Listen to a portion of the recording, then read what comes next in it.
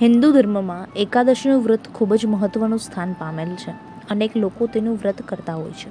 હાલમાં જ આષાઢ માસના શુક્લ પક્ષની એકાદશી આવી રહી છે, જેને દેવપુઢી એકાદશી કહેવામાં આવે છે. જ્યારે સૂર્ય મિથુન રાશિમાં પ્રવેશ કરે છે ત્યારે આ એકાદશી આવતી હોય છે. આપણા શાસ્ત્ર પ્રમાણે આ દિવસથી ચાતુર્માસની શરૂઆત કરવામાં આવે છે. આ દિવસે ભગવાન વિષ્ણુ ક્ષીરસાગરમાં સૂઈ જાય છે અને પછી લગભગ 4 મહિના પછી જ્યારે સૂર્ય તુલા રાશિમાં જાય છે ત્યારે તેઓ જાગે છે. તે દિવસને દેવઉઠી એકાદશી કરવામાં આવે છે. આ એકાદશીના દિવસે જો વિવિધ પ્રકારના ઉપાય કરવામાં આવે તો જીવનમાં ઘણી બધી રાહત મળી શકે છે. આ એકાદશી ખૂબ જ મહત્ત્વની છે. આ દિવસે કરવામાં આવતા ઉપાય લોકોની વિવિધ પ્રકારની દુવિધાને દૂર પણ કરી શકે છે. હવે આ દેવપુઢી 11ના દિવસે લોકો કઈ પ્રકારના ઉપાય કરે જેથી કરીને એમના જીવનમાં સુખ, શાંતિ અને સમૃદ્ધિ બની રહે તે અંગે જાણો આણંદના જ્યોતિષ ડૉક્ટર હેતલ પ્રજાપતિ પાસેથી.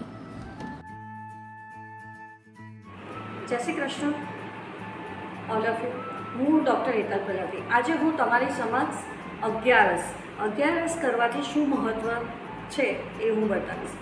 હવે 17 તારીખે અગિયારસ આવે છે. એ દિવસે દેવ પોઢી જશે.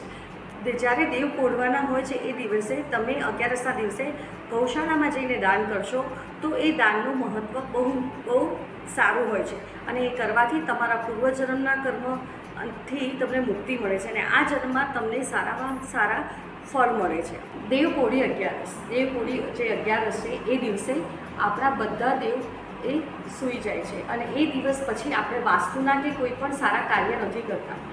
એ કહેવામાં આવે છે કે 6 મહિના સુધી દેવ પોઢી જાય છે. જ્યારે દેવ પોઢતા હોય છે ત્યારે આપણે શું કરવું જોઈએ?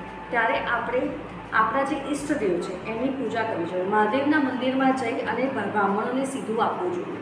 અને જો તમારા ઘરમાં ફાઇનાન્શિયલી પ્રોબ્લેમ હોય તો તમે દર અમાસે કે અગિયારસના દિવસે સીધું આપો.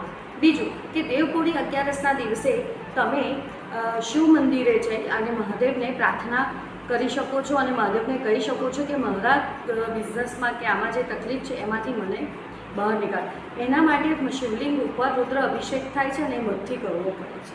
અને જ્યારે દેવપોઢી અગિયારસના દિવસે તમારા શત્રુઓ હોય જેના કારણે કોર્ટ કેસ થયો ગઈ હોય અને જે સામેવાળો વ્યક્તિ તમને જે હેરાન કરતો હોય એનું નામ લઈ અને તમે સરસોના તેલથી શિવલિંગ ઉપર અભિષેક કરો છો તો એ શત્રુ તમારા કે કોર્ટ કેસ હોય એનું નિદાન થતું હોય છે.